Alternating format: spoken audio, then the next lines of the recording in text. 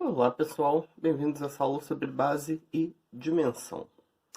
Antes de definir o que é uma base, eu vou definir o que é um conjunto de geradores para um subespaço.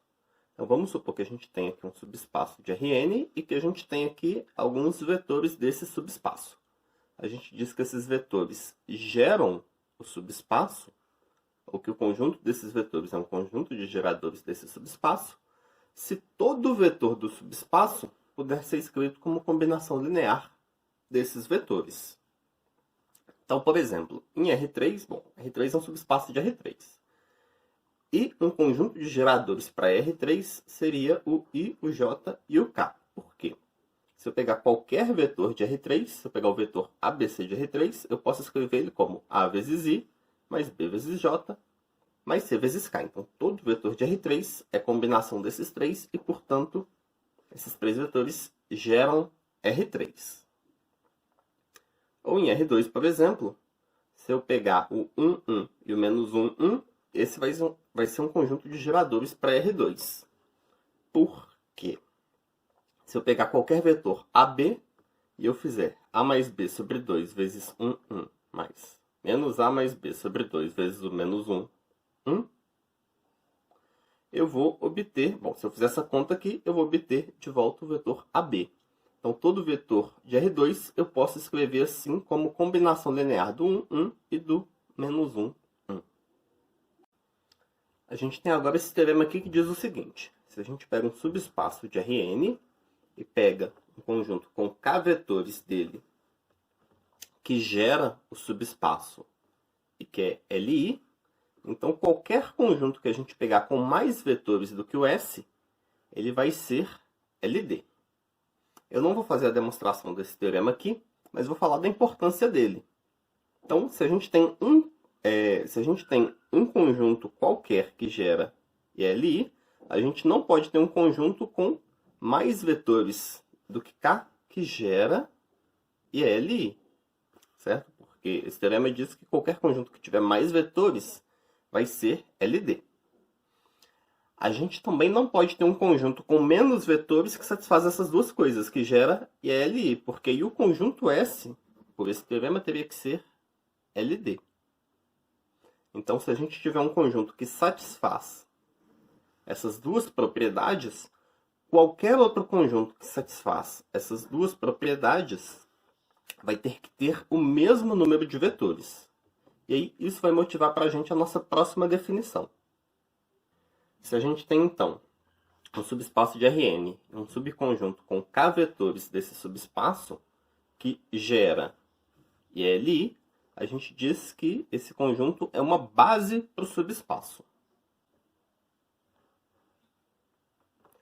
Então, alguns exemplos. Em R3, por exemplo, esse conjunto aqui, IJK, a gente viu hoje que ele gera R3, e a gente viu numa aula anterior que esse conjunto aqui ele é Li também. Então, ele vai ser uma base de R3. Esse outro conjunto aqui, ele não vai ser base de R3. Então, qualquer vetor de R3 eu consigo escrever como combinação linear desses, né? Na verdade, eu consigo, usando só os três primeiros e colocando 0 como coeficiente desse daqui, eu consigo escrever qualquer vetor de R3 como combinação desses. Então, esses vetores geram R3, mas esse conjunto de vetores ele não vai ser Li, porque, por exemplo, se eu fizer 1 vezes I, mais 1 vezes J, mais 1 vezes K, menos 1 vezes 1, 1, 1, isso daqui vai dar o 0, 0, 0. Então, esse conjunto não é Li e, portanto, não vai ser base. Para ser base tem que satisfazer as duas condições. Isso daqui vai decorrer diretamente daquele teorema. Se eu pegar um subespaço que não é só o vetor nulo, então tem pelo menos um vetor além do vetor nulo, se ele tiver uma base com K elementos, então por aquele teorema eu não posso nem ter uma base com mais elementos do que essa, nem uma base com menos elementos. Então toda base de S vai ter que ter esse mesmo número de elementos. E aí a gente vai chamar esse número de elementos de uma base de dimensão do subespaço. E aí, por exemplo, R2 vai ser um subespaço de R2 de dimensão 2. Porque se eu pegar os vetores 1, 0 e 0, 1, eles vão ser uma base para R2.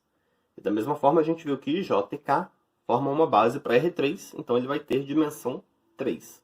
Então, qualquer base de R3 tem que ter 3 vetores. Se eu pegar agora uma reta, então a reta R, dada por essas equações paramétricas aqui, né? Então essa reta passa pela origem, ela vai ser um subespaço de R3, e ela vai ter dimensão 1, porque ela é gerada por esse vetor aqui, pelo vetor diretor dela. Certo? Qualquer vetor aqui nessa reta, eu consigo escrever como um múltiplo do vetor diretor. Então, ela é gerada por um vetor, e aí ela tem dimensão 1. Isso vai valer para toda reta que eu pegar em R3. Em R3, toda reta que passa pela origem vai ser um subespaço de dimensão 1. E vai ser gerada justamente pelo vetor diretor. E, de maneira similar, todo plano em R3, eu consigo escrever as equações paramétricas, né? Todo plano que passa pela origem, eu escrevo as equações paramétricas, ele vai ser gerado ali por 2 vetores, certo? Todo vetor do plano vai ser a combinação linear daqueles 2 vetores que aparecem nas equações paramétricas. E aí, aqueles 2 vetores eles vão formar uma base para esse plano, e, portanto, todo plano em R3, todo plano que passa pela origem, né? Ele vai ser um subespaço de dimensão 2. E esse teorema aqui agora diz o seguinte: se a gente tem S um subespaço de dimensão positiva, se a gente pega K vetores nesse subespaço, e esses K vetores são Li, então eles vão gerar o subespaço S. Então, esse teorema aqui ele tem muito a ver com a ideia de que vetores são Li se as direções deles são independentes. Então, aqui se eu pego vetores no máximo de direções o mais diferente o possível, eles vão gerar o subespaço, certo? Se eu pegar esses vetores em número suficiente, que vai ser igual à dimensão. Então, por exemplo, se eu quero determinar aqui se 3 vetores, se eles formam uma base de R3, o que esse teorema aqui me diz é o seguinte: se esses vetores forem Li, eles automaticamente vão gerar o R3. Então, não preciso verificar as duas coisas, se eles são Li e se eles geram. Se eu verificar que eles são Li, automaticamente eles vão gerar R3. Então, aqui, para verificar se 3 vetores de R3 são Li, eu posso usar o determinante. Se eu fizer o determinante da matriz, que as colunas são esses 3 vetores, se isso aqui der 0, quer dizer que eles são LD. Se der diferente de 0, quer dizer que eles são Li. E aí, esse determinante aqui vai ser menos 3, mais 4, mais 0, mais 1, menos 6, menos 0. Então, isso daqui vai dar menos 9 mais 5 dá menos 4, que é diferente de 0. Então, esses 3 vetores são Li. E aí, se ele é Li, por esse teorema aqui, o conjunto é base de R3.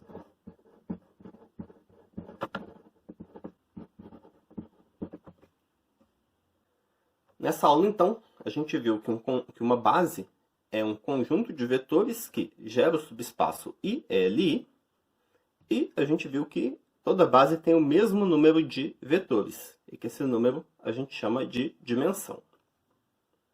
Essa aula fica por aqui, então, e até a próxima, pessoal!